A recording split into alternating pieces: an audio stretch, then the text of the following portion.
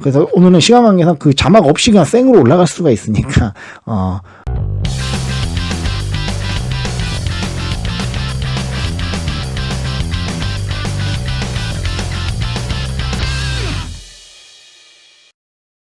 네, 여러분 안녕하세요. 자, 오박사입니다.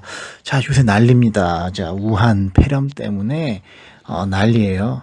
어떤 의견까지 나오고 있냐면, 제가 지금 적어왔는데, 자, 올 4월이 절정이다. 올라가는 이 추세를 봤을 때 4월에 감염자 수가 수백만 명 갈 수가 있다. 그리고 심지어 또 무슨 의견이 나오냐면요, 눈으로 이게 쳐다만 봐도 감염이 되지 않느냐라는 말이 막 나오고 있어요. 아이 컨택만 해도 너 감염이야. 아주 뭐 이런 말까지 돌고 있고요.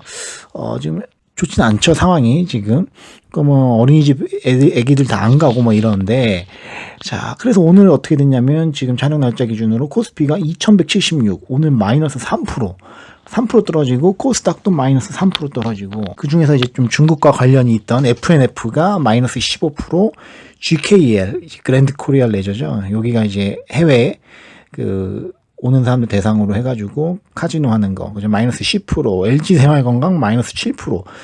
자, 근데 이 친구들은 사실은 직접적으로 영향이 와요. 왜냐면 우리 5년 전에 봤잖아. 2015년에 봤잖아요. 메르스 그 2분기 때 딱 보시면은 실제로 실적이 어디가 완전 그 분기 실적이 깨지냐면, 뭐 이제 유통주, 여행, 그리고 무엇보다 항공주, 이거는 직격타입니다. 얘네들은 직격타입니다. 거의 분기 실적이 영향이 바로바로 와요. 그래서 제가 얘네들이 떨어지는 건 이해해요. 그러니까 방향성은 이해는 하는데, 정말 이 회사가 우한 폐렴이 있기 전보다 현재 마이너스 15%, 마이너스 10%, 마이너스 7% 이렇게 가치가 하락을 했는지는 사실 조금 의문입니다. 사실 제 그냥 경험상 봤을 때 사람들은 이제 과민 반응을 해요, 시장에서. 그러니까 좋은 소식이든 안 좋은 소식이든 과민 반응해. 기울기가 크다고, 일단은. 그러니까 똑같은 사건이 있더라도 주식시장은 딱 반응하면 기울기가 높아. 그러면 안 좋은 사건일 때도 기울기가 높아. 그냥 이거 제 뇌피셜로 이제 그냥 경험 법칙에 의해서 알고 있다가 요거를 또 이제 멋있는 또 이제 논문으로 발표하신 분이 제가 다 조사를 하지 않습니까? 자, 켄트 다니엘 형의 Investor Psychology and 하면 Overreaction. 리액션 오버한다 이거예요. 오버하지 말라 이거예요. 여기는 뭐냐면, 우리가 생각하는 실제 가치보다, 어떤 기업의 실제 가치보다 어떤 좋고 나쁜 소식에 의해서 가격은 더 높아지고 더 떨어진다라는 거예요. 굳이 어렵게 이렇게 레포트 안 써도 직접 투자하시는 이 분들은 경험적 법칙으로 알고 계시단 말이죠. 그래서 저는 어떻게 생각하냐면, 지금 잘 봐야 돼요. 시장 자체가 뚝뚝 떨어지는데 뭐 언제까지 될지 모르겠어요. 근데 분명한 건요, 사람들이 익숙해집니다. 여기에 익숙해져요. 잘 보시면 어느 순간부터는, 그러니까 이제 이런 하락이 만약에 오늘 코스피 마이너스 3.1% 떨어졌잖아요. 이런 하락이 지속되기 위해서는 어떻게 해야 되냐면, 계속 감염자 수가 팡팡팡 띄워줘야 돼요. 확진자 수가 팡팡팡 띄워주고, 동일한 어떤 어제보다 오늘 우리가 느꼈던 그런 병에 대한 공포나 두려움이 있죠. 요거에 상하는 두려움이 계속 와줘야 돼. 그래야 이렇게 떨어지는데, 만약에 조금이라도 이 안 좋은 소식이 조금이라도 좀 뭐 완화되는 소식이라거나, 조금의 뭐 좋은 소식이라거나, 뭐 컨트롤이 된다, 이런 소식이 있으면 주식시장은 또 어떻게 반응하느냐? 아까 말씀드렸잖아요. 어떻게 반응한다? 조금이라도 좋은 소식이면 기울기가 더 크게 반응해요. 그러니까 제가 봤을 때는 물론 방향성상 빠지는 주식들이 있을 수 있다. 그거는 분기 이익이 깨지기 때문에 그건 맞을 수 있어요. 하지만 장기적으로 보면 또 몰라. 기업들마다 또 하나하나 깨고 들어가야 되거든요. 기업들마다 스토리를 이제 분석을 해야 되는 거고. 그런데 분명히 이렇게 시장이 하락할 때는 지수 자체가 이제 꺼지기 때문에 굳이 안 떨어져도 되는 애들, 예를 들면 상관관계가 없는 거예요. 상관계수가 되게 약한 거예요. 중국이나 뭐 우리나라 이런 그런 전염병에 상관계수가 되게 약한 기업들인데 막 덩달아 빠지는 친구들이 있어요. 그런 친구들이 지금 눈여겨 받았다가 원하는 시총, 원하는 가격대가 오면은 분할로 접근해야 된다.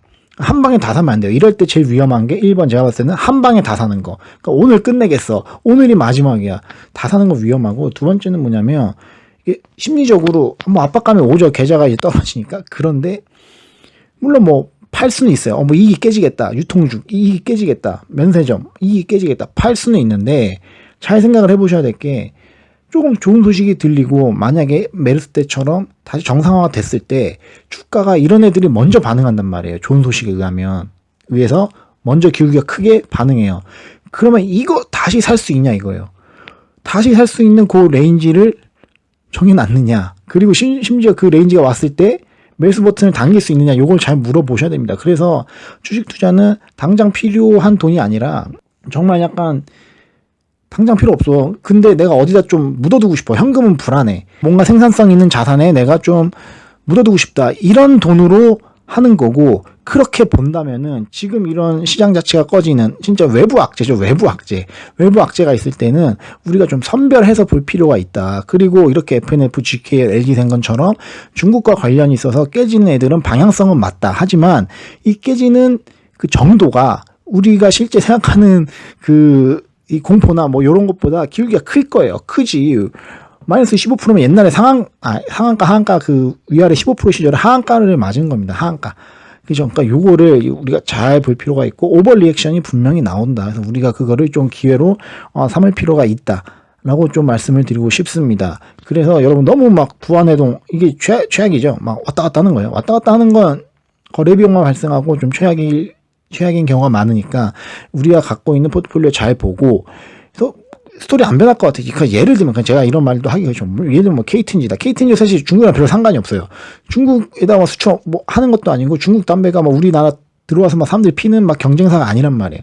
그러니까 이렇게 상관없는 친구들은 그냥 보는 거예요. 편안하게 보는 겁니다. 그래서 우리가 조금 냉정해질 필요가 있다. 이렇게 좀 말씀을 오늘 좀 드리고 싶습니다. 그래서 굳이 사실 이런 그 단기 이슈에 막 와 해서 막 찍는 건 전 좀 싫어하는데, 그래도 코스피 코스닥 마이너스 3% 이상씩 떨어지고 일부 주식들이 뭐 예전 하한가 마이너스 15% 10% 이렇게 되는 걸 보면서 오늘 좀 기록으로 남기고 싶어서 이렇게 구독자분들과 공유를 합니다.